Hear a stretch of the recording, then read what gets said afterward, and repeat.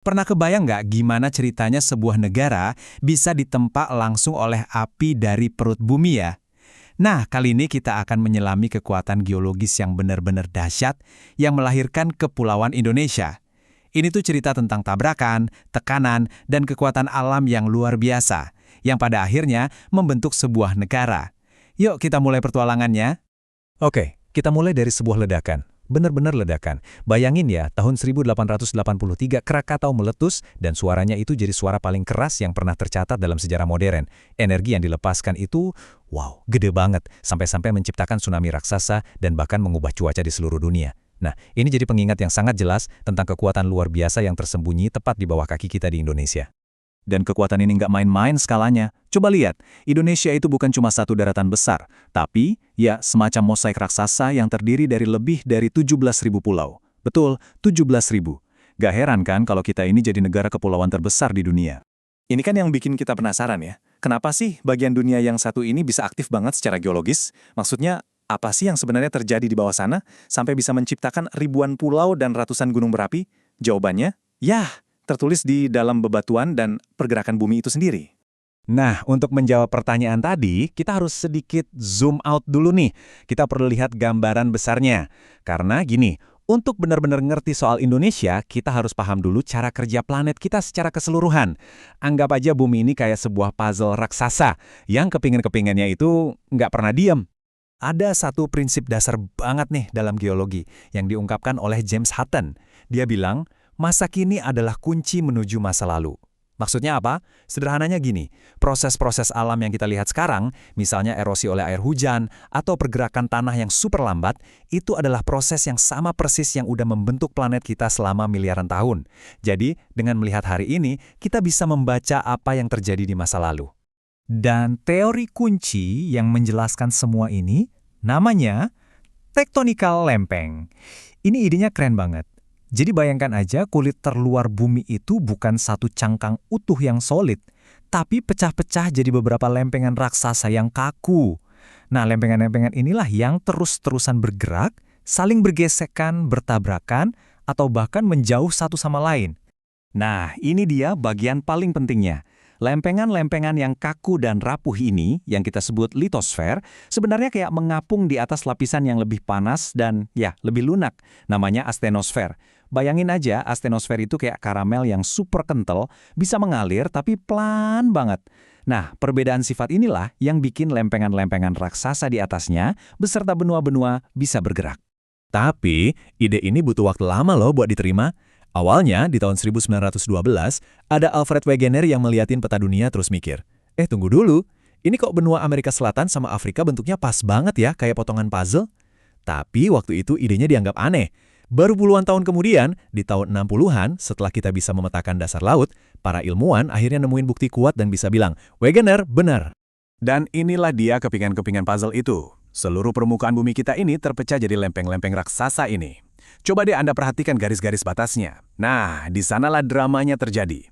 Di perbatasan-perbatasan inilah lempeng-lempeng itu bertemu, bergesekan, dan saling menjauh. Dan disitulah semua aktivitas geologis, gempa bumi, gunung meletus, berpusat. Oke, sekarang setelah kita paham gambaran besarnya, yuk kita zoom in lagi, kembali ke Indonesia. Kita akan lihat gimana teori global ini bisa menjelaskan kenapa kepulauan kita ini begitu unik. Nah, ini dia jawabannya. Disinilah letak keistimewaan dan juga kerawanan Indonesia. Wilayah kita ini persis berada di zona tabrakan geologis. Dan bukan cuma pertemuan dua lempeng, tapi 3 lempeng raksasa sekaligus. Lempeng Eurasia, Indo-Australia, dan Pasifik.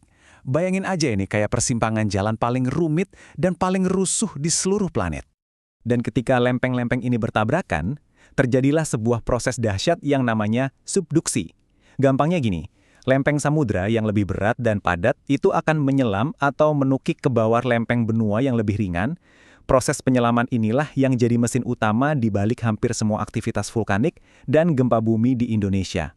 Jadi gimana caranya proses penyelaman ini bisa bikin pulau? Gini ceritanya.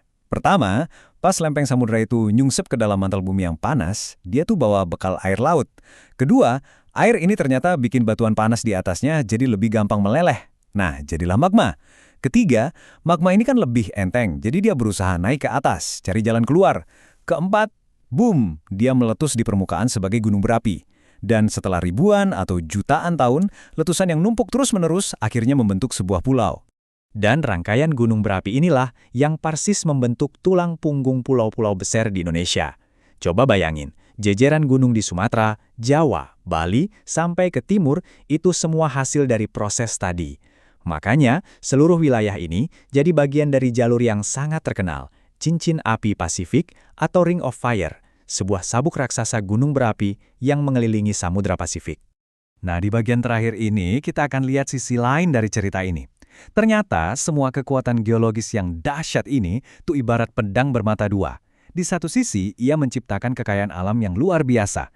Tapi di sisi lain, ia juga membawa resiko yang nggak pernah hilang. Ya, beginilah dua sisi koin kehidupan di Indonesia. Di satu sisi, proses geologis ini memberikan kita berkah berupa sumber daya alam yang melimpah ruah. Tapi di sisi lain, ia juga membuat jutaan orang yang tinggal di sini harus selalu hidup berdampingan dengan ancaman bencana alam. Dan inilah realitas yang sudah membentuk cara hidup masyarakat di Nusantara selama ribuan tahun. Oke, kita lihat sisi baiknya dulu ya. Proses vulkanik yang sama yang membentuk gunung-gunung itu juga mengangkat mineral berharga, kayak emas, tembaga, dan timah ke permukaan. Jadi lebih gampang ditambang. Panas dari perut bumi juga jadi sumber energi panas bumi yang luar biasa. Dan jangan lupa, abu vulkanik yang disemburkan itu tuh pupuk alami terbaik yang bikin tanah kita jadi super subur buat pertanian. Tapi ya itu, ada juga sisi gelapnya. Pergerakan lempeng yang nggak pernah berhenti itu ya penyebab utama gempa bumi yang sering terjadi. Gunung berapi yang sama yang menyuburkan tanah, suatu saat bisa meletus dahsyat. Belum lagi aliran lahar dingin yang berbahaya. Dan kalau gempanya terjadi di dasar laut, ya risiko tsunami selalu mengintai. Makanya, di tempat seperti Indonesia, geologi itu bukan cuma sekedar pelajaran di sekolah yang isinya hafalan. Ini tuh ilmu yang benar-benar esensial. Penting banget untuk kemakmuran, bahkan untuk kelangsungan hidup. Dengan paham soal ini, kita bisa memanfaatkan sumber dayanya dengan lebih bijak, sekaligus belajar cara melindungi diri dari bahayanya. Dan disinilah peran para ahli geosains atau ahli geologi jadi super penting. Merekalah yang bekerja di industri tambang dan energi, mencari sumber daya baru. Mereka juga yang membantu merancang tata kota supaya lebih aman dari bencana. Dan, tentu saja, mereka yang terus-menerus memantau gunung berapi untuk kasih kita peringatan dini. Bisa dibilang, mereka ini ada di garis terdepan dalam negosiasi antara manusia dengan planet kita yang dinamis. Kalau kita pikir-pikir lagi, kisah terbentuknya Indonesia ini sebenarnya adalah cerminan dari kisah planet bumi itu sendiri dalam skala yang lebih kecil. Ini adalah pengingat bahwa kita tinggal di planet yang hidup, yang dinamis, dan gak pernah berhenti berubah. Sebuah tempat di mana kekuatan untuk membangun dan kekuatan untuk menghancurkan itu selalu ada, berdampingan. Dan proses ini belum selesai.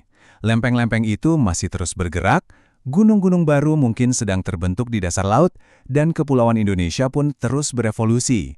Kisah geologisnya masih terus ditulis, detik ini juga. Ini yang bikin kita bertanya-tanya ya, kira-kira bab selanjutnya dari cerita bumi ini akan seperti apa? Terima kasih banyak sudah menyimak.